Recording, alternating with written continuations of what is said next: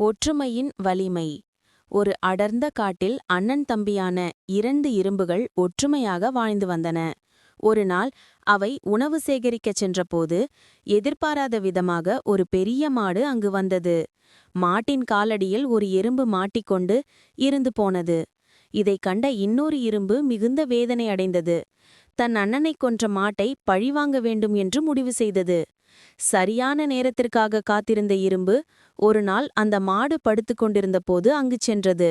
மாட்டின் காதுக்குள் சென்று கடிக்கப் போன நேரத்தில் பலத்த மழை பெய்யத் தொடங்கியது. மழையிலிருந்து தப்பிக்க எறும்பு ஒரு பாதுகாப்பான இடத்தை தேடிச் சென்றது. மழை விட்டதும் எறும்பு மீண்டும் மாட்டை தேடிச் சென்றது. ஆனால் அந்த இடத்தில் மாடு இல்லை.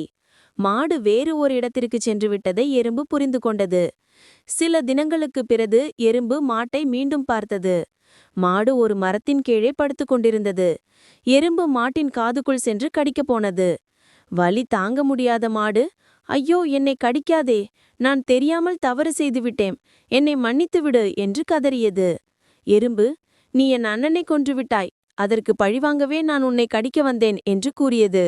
மாடு, நான் வேண்டுமென்று செய்யவில்லை, தயவு செய்து என்னை மன்னித்துவிடு, இனிமேல் நான் யாருக்கும் தீங்கு செய்ய மாட்டேன் என்று கெஞ்சியது.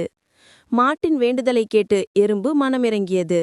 மாட்டை கடிக்காமல் விட்டுவிட்டு, சரி, நான் உன்னை மன்னிக்கிறேன், ஆனால் இனியும் நீ மற்ற ஜீவன்களுக்கு துன்பம் கொடுக்கக்கூடாது என்று கூறியது.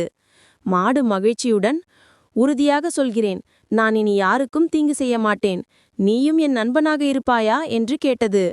எறும்பு சந்தோஷத்துடன், ஆம், நிச்சயமாக, இனி நாம் இருவரும் நண்பர்கள் என்றது.